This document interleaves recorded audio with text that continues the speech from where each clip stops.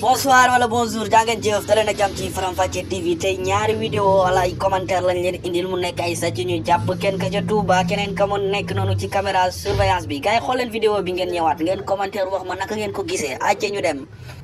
léegi xoolal day xaar femme bi mu def benn déplacement rek après mu dugal loxoom sàcc ko gis nga mu ngi yoot mais man dama comprendre femme bi moom nan la def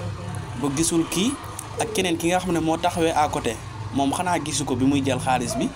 gars yi li yéeme na de gis ngeen dugal na loxo bi jël na xaalis bi léegi nag ki taxaw si côté am gis nga xam nga loxo bi féete ci côté kooku noonu ci côté gauche bi la jëlee xaalis bi léegi lan moo tax keneen ki gisu ko mu dugal ci poche am femme bi taxawaat di xoole ay bët te moom xam ne fi mu tijji xaalis moo fa nekkoon lan moo tax moom xoolaatu ko gis nga moom mu ngi dem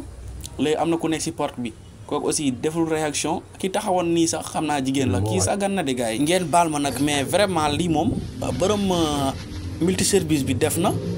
kii sàcc aussi def na parce que moom yóbbu na xaalis bëri na lool mais kii moom suñ ko toppee dinañ ko jàpp li gars yi wax leen ma ci commentaire yi naka ngeen ko gisee kii tëji mbir mi daf ko war a tëjaat parce que yow sooy liggéey multiservice da nga war a nekk ak sa bopp sa conscience nga xalaat loo xamante ne ñëwagul voilà mu sóoraale ko quoi mu sóoraale lu ñëwagul mais aussi ki nga xamante ne moo ñëw ci multiservice bi wala moom da doon bañ wax kee jam ko wala mu def ko dara gars yi wax leen ma ci commentaire yi naka ngeen gisee vidéo bi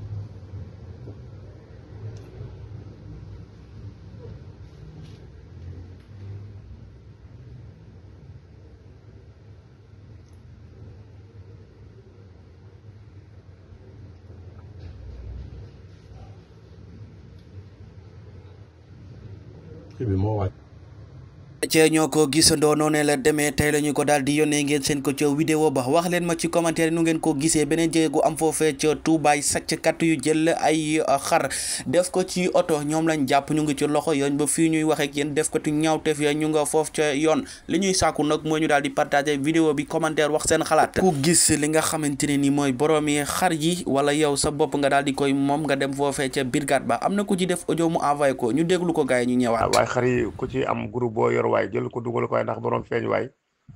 ñu ngi ñu téye brigade ndindi gee leen jàpp ay sàcc lañ wata baa ngi ñu téye xar yaa ngi ñu téye nañ sàcc yi itam xar yaa ngi ni xool leen xar yi ni mu toll dugal leen groupe waay ku yor sama ku dégg sama kàddu na ko jëlee ci groupe bi dugal ko beneen groupe boo am dugal leen ko ci groupe yi jaamu yàlla la de lii di ko dugal groupe boo ba gis ne xam naa ko ko am ko ci gis ne xam naa borom xar yi mu ñëw ndindi jël ko da nga ci am tuyaaba dugal leen xar yi waay dugal leen xar yi ci groupe bi xam nga nit ñi tas yaakaar nañ man de bu ngeen ko bëgg ñëpp dugalee de bu yaatoo léegi borom feeñ xar yaa ngi din tey la la sant biir gàjjin dindi jéem woo leen jàpp dagale wata bi amuñuy kayit ñu xam ne sàcc la te yàcc yaa ngi ñu téye nee nañ nag fii lañ leen jëlee ku am mbokk daal na mu tudd waay dëkk bi booru Langarden booru Lambaay la ñu wax de sàcc Lambaay côté Lambaay la ñu wax côté Lambaay daal audio baa ngi noonu daal am na audio boo dégloo audio bi da nga ko gis. acca mu ngi noonu ñoo ko gisandoo yàlla nañ ci yàlla musal ba noppi nag def ci suñ gafakay lañ ma di suturloo saa su nekk acca gars yi ñoo gisandoo wax leen ma ci commentaire yi naka ngeen ko gisee.